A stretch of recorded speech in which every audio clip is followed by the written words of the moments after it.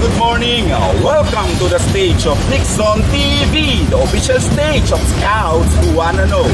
Ipapasyal ko kayo ngayon sa bagong lobby ng Boy Scouts of the Philippines. Halika, samahan niyo ako.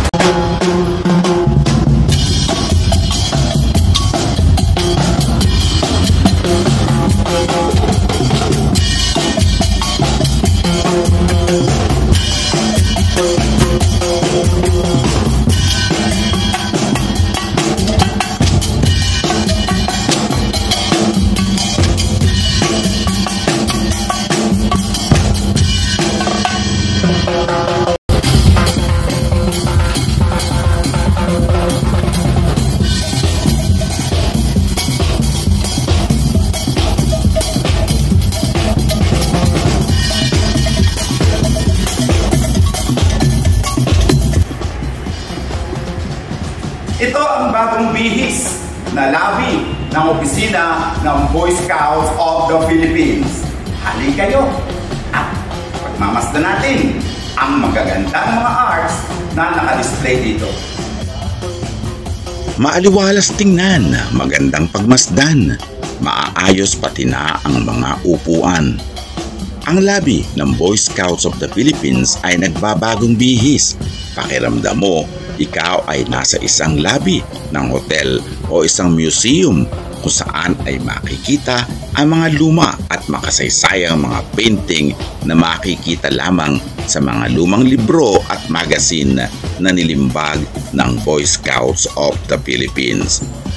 Ang pagsasaayos ng lobby ay pinamunuan ng bagong direktor ng Administration Division na walang iba kundi si Ginoong Sofronio Hontanosas na dating Field Operations Division. Matatagpuan sa lobby ang tatlong malalambot at komportableng sofa. Mayroon ding center table na lalong nagpaganda sa lugar. Makikita rin sa lobby ang mga larawan ng mga naging Chief Scouts ng Boy Scouts of the Philippines magmula kay dating Presidente Ferdinand Marcos hanggang kay dating Presidente Rodrigo Duterte. Nandito rin ang rebulto ni Saint Dominic Savio, ang patron saint ng Katolikong Scouts. Dito sa lobby nagdaraan ang mga trabahador ng Boy Scouts of the Philippines at pati na ang mga Scouts na nagnanais mamili sa National Scout Shop at mga guest sa PSP Hostel. Dito naghihintay at nagpapalipas oras, lalo na mga Scouts na gustong pumunta sa National Scout Shop.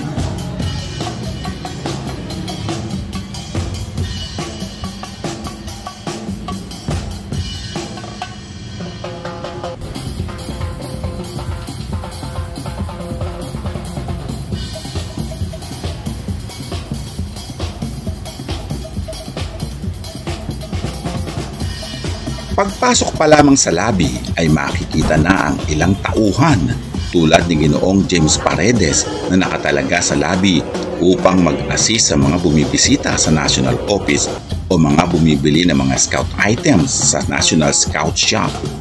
Sa lobby rin ay may mga nakatalagang magagaling at magagalang na mga security guards na palaging handang maglingkod at protektahan ang BSP National Office at ang mga empleyado at mga bisita nito sa anumang oras.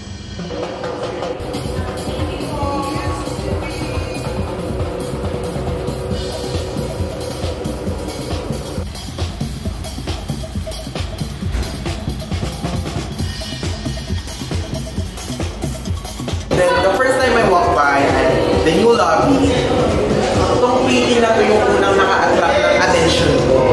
Such as it's the first Chief Scout ng Boy Scouts of the Philippines together with his son na Presidente at Chief Scout din natin.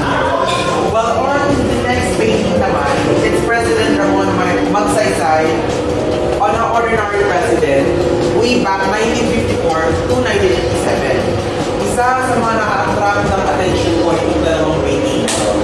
Very vintage and very beautiful.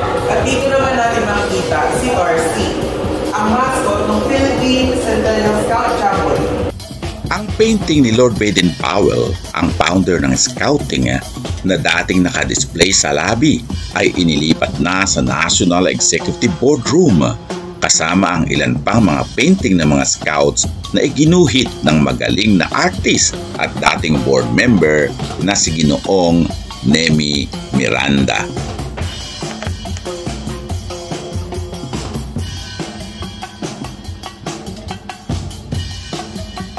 At dahil nga sa ganda ng lobby, marami na ngayong nagpipicture taking sa harap ng isang painting ng 7 founders ng Boy Scouts of the Philippines at pati sa ilang bahagi ng lobby. Dito rin madalas nagkakaroon ng meet at greet ang mga supporters ng Nixon TV bukod pa sa National Scout Shop na matatagpuan sa 3rd floor ng opisina. At dito nga ay ginaganap ang karaniwang interview sa mga scouts na isinasama sa mga content ng Nixon TV. Dito nga, madalas ay nagkakaroon ng picture taking ang mga Nixon TV supporters na dumadalaw sa opisina ng inyong lingkod.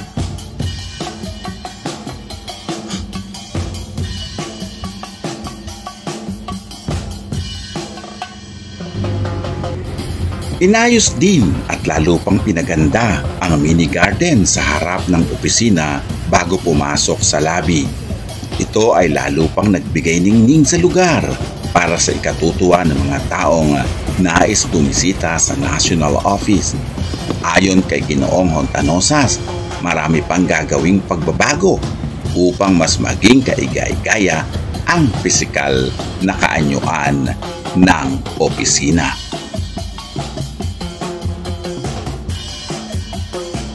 Ayan, okay. Kasama po natin ang magagaling na scout from Outfit 05 ng Valenzuela National High School. Please introduce yourself. I'm Scout Robert. I'm Scout Cedric. I'm Scout Johnny. I'm Scout Renz. Ayan, okay. May tatanong lang ako sa inyo. Ano ang masasabi niyo sa ating bagong bihis na labi? Ikaw? Mas lalo pong bumuhay. Mas lalong buhay. Ikaw? Mas lalo pong gumanda. Ikaw? Mas lalo pong luminis ka mas pagkisip. Marami na po siyang pinagbago kayo sa nung naman. So ano ba sasabi niyo sa mga naka-display na arts?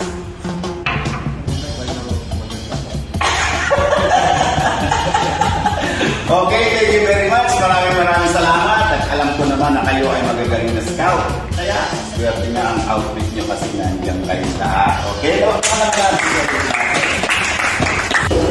Ayan, kasama po natin ngayon ang magagaling na scout from Outfit 10 ng Parañaque City Council. Okay, scout, please introduce yourself. I'm Scout Jamila Arts Academy. I'm Scout Vincent. I'm Scout Alexa Abramo. Okay, ano ngayon ang masasabi niyo sa ating bagong labi? Napakaganda po. Pwede po siyang Instagram. Ano po, as a scout din naman po, nasabi na po yung may money next week po. Saka